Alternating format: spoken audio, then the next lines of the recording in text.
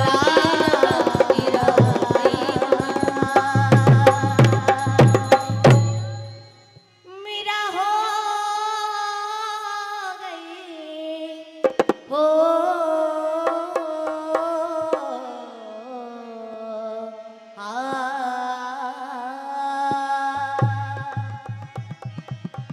या झाकीसाठी एकदा जोरात टाळी वाजवा.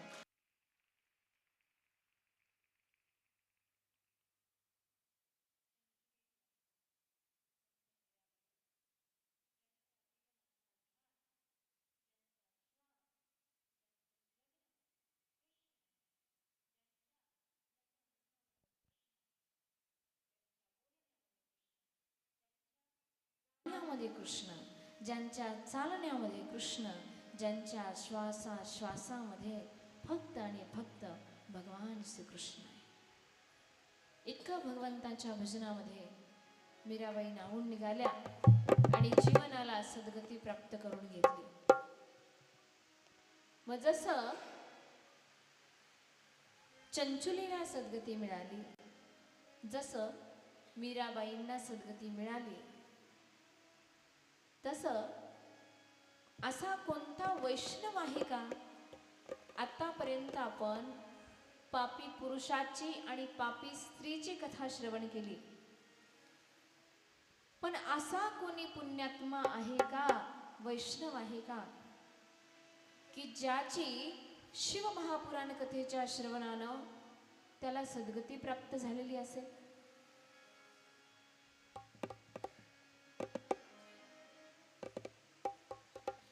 असं कोण आहे? हे पहा, आपण जीवन जगताना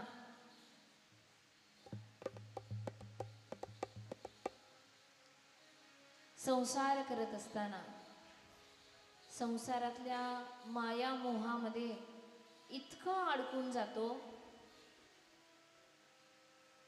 की बंटी माझा, बंटीचे पप्पा माझे, बंटीची मम्मी माझी,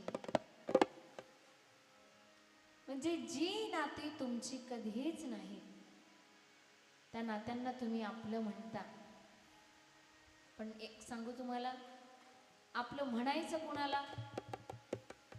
ज्याला काळजातले घाव आणि डोळ्यातला भाव कळतो त्याला आपलं म्हणा.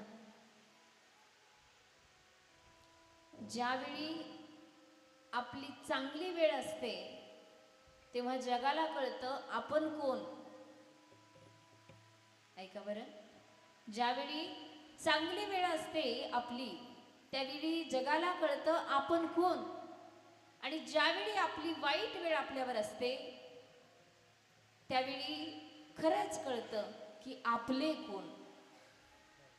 माणसाच्या वाईट काळामध्ये जे साथ देतात ना त्यांना आपलं म्हणायचं. आपण जीवन जगताना संसार करताना सगळ्याला माझं म्हणतो, हा माझा तो माझा, पण खरंच ते तुमचे आहेत का हे आपण करतो. शेतात जायचं, शेतातली खुरपणी करायची, खांदणी करायची, मळणी करायची, पेरणी करायची, शेतातलं पीक काढून आणायचं, हे सगळं धाकट्याकडं. ऊस लावण्यापासून, मला काही शेतीतलं जास्त कळत नाही बरं का, ऊस लावल्यापासून ते ऊस तोडेपर्यंत सगळं धाकट्यानं बघायचं, आणि ऊसाचं आलेलं बिल थोरल्यानं बघायचं. कुणाचा साखरपुडा थोरल्याकडं, कुणाचं लग्न थोरल्याकडं, कुणाचं बारसं असेल थोरल्याकडं. गावगाड्यातला पुढारी अगदी शर्टावर लिंबू कापावं एवढी कडक इस्त्री कपड्याला, बुलेटचं सायलेन्सर काढायचं आणि बटबट बटबट बटबट करत अख्ख्या गावातनं फिरायचं. मग एक दिवशी काय झालं, कधी नाही तो, आता थोरल्या भावाला कधी बांधावर जायचं सुद्धा माहिती नव्हतं, पण कधी नव्हे तो शेतात गेला. शेतात गेला आणि ऊस मोडून आणला, ऊस तोडून आणला, आणि घरामध्ये अंगणात दोन लेकरं खेळत होती. पहिलीला होतं ते भावाचं होतं आणि दुसरीला होतं ते याचं होतं. तिकडून याला येताना पाहिलं आणि अंगणात खेळणारी लेकरं म्हणाली, याचं म्हणालं बाबा मला ऊस, आणि भावाचं म्हणालं काका मला ऊस. आता दोन्ही लेकरं जवळ येतील, दोघांचं भांडण लागल, म्हणून यानं आपली युक्ती केली, ऊस मोडला आणि ऊसाचे दोन भाग केले. ऐका बरं काय केलं, ऊसाचे दोन भाग केले आणि हातात ऊस धरला. आता मला सांगा, तुम्ही बऱ्यापैकी सगळे शेतकरी आहात, ऊस खायला बुडाकडचा गोड का वाड्याकडचा गोड?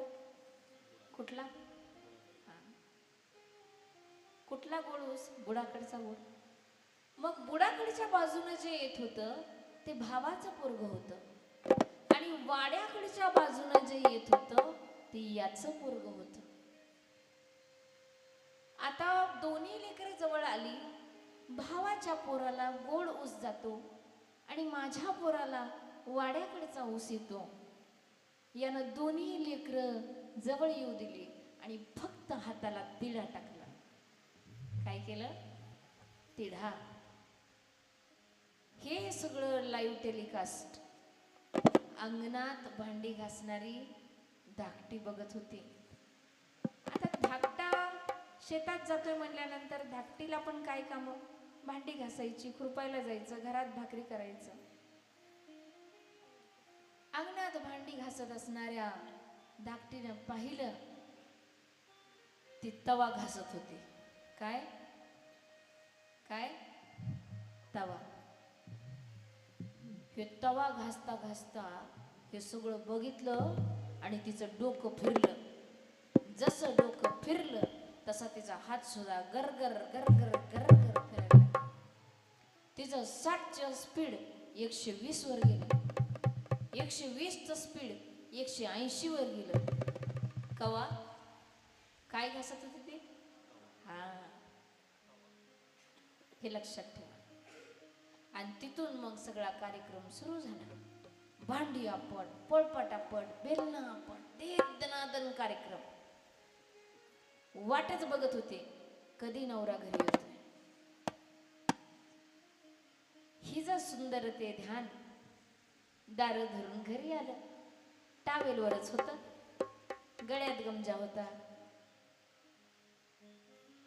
नवऱ्यानं घरात पाय टाकला की हिनं दन तांब्या फेकून मारला.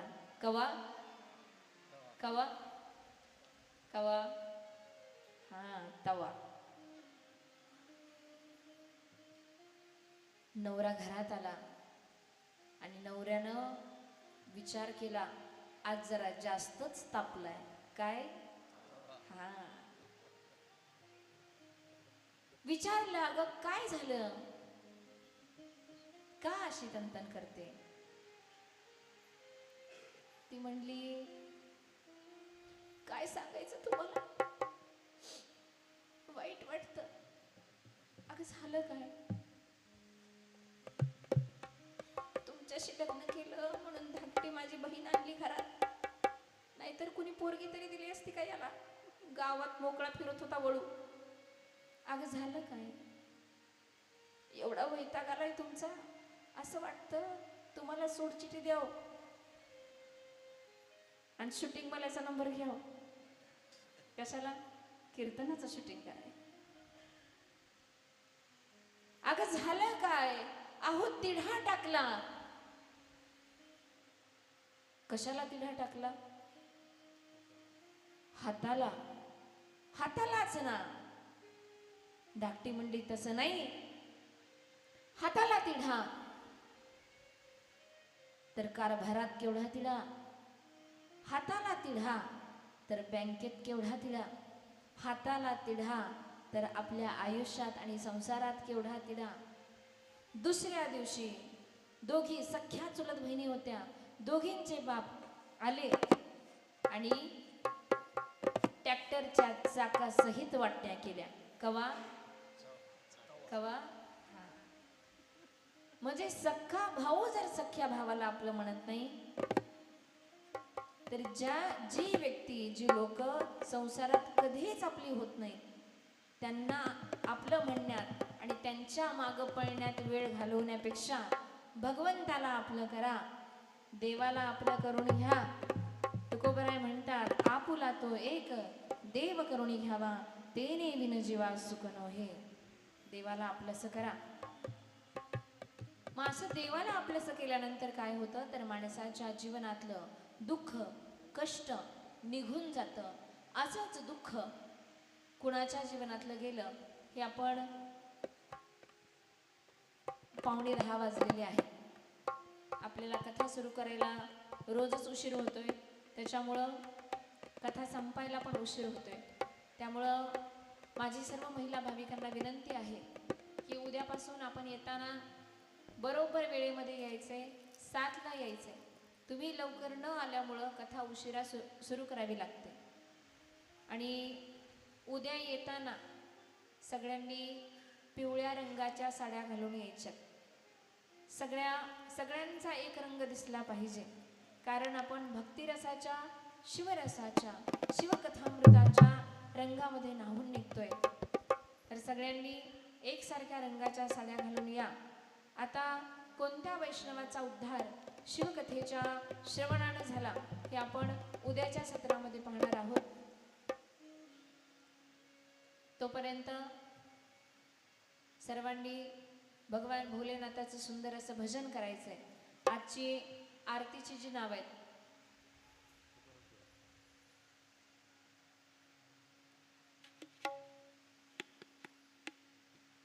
नंदाताई घोंगाणे, पताळे वहिनी,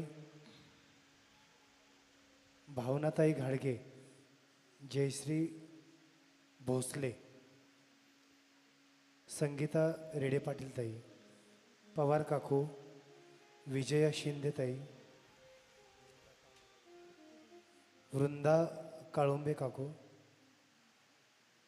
शिर्के मॅडम आणि भोसले मॅडम यांना विनंती आहे की आरतीसाठी समोर यायचं आहे.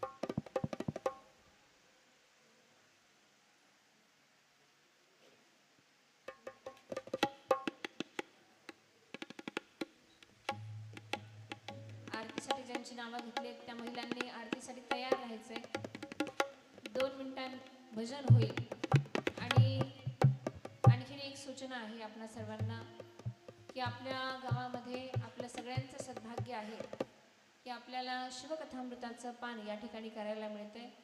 आपण कथेमध्ये ऐकलं की कथेच्या श्रवणानं बळजबरी जरी कथा आपण श्रवण केली तरी माणसाला सद्गती प्राप्त होते, त्याचा उद्धार होतो. मग आपण तर आनंदानं या ठिकाणी कथेच्या सत्रामध्ये येऊन बसतोय, मग आपला का उद्धार होणार नाही? मग आरतीसाठी सुद्धा तुम्ही आवर्जून सगळ्यांनी पुढे या. आरती रोज प्रत्येकाला आरतीचा मान दिला जाईल. दुसरी गोष्ट अशी की या महिन्यामध्ये महादेवाला बिल्वपत्र अर्पण केल्यानं कितीतरी कोटी फल पुण्य आपल्या पदरामध्ये पडतं. आणि या ठिकाणी आल्यानंतर सन्मान जो आहे व्यक्तीचा, या भगवान भोलेनाथाच्या कलशावरचं फूल किंवा भगवान भोलेनाथाच्या मूर्तीला अर्पण केलेलं बेलपत्र, ते महादेवाच्या पिंडीवरचं बेलपत्र, या ज्या ठिकाणी आपण कथा श्रवण करतोय त्या ठिकाणी वाहिलेलं बेलपत्र ते मिळालं तर आपल्या जीवनातला सगळ्यात मोठा सन्मान तो आहे, हे लक्षात घ्या. त्यामुळं कथेसाठी, आरतीसाठी आपण सर्वांनी पुढे यायचे. आता ज्या महिलांची नावं घेतलेली आहेत त्या महिलांनी आरतीसाठी पुढे या.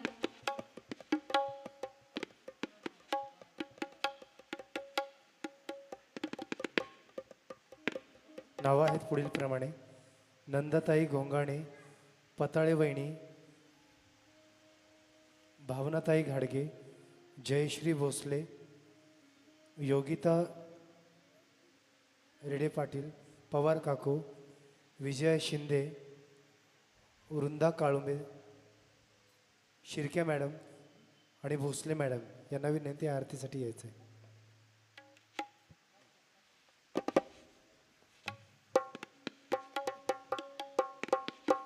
Hello hello hello hello hello.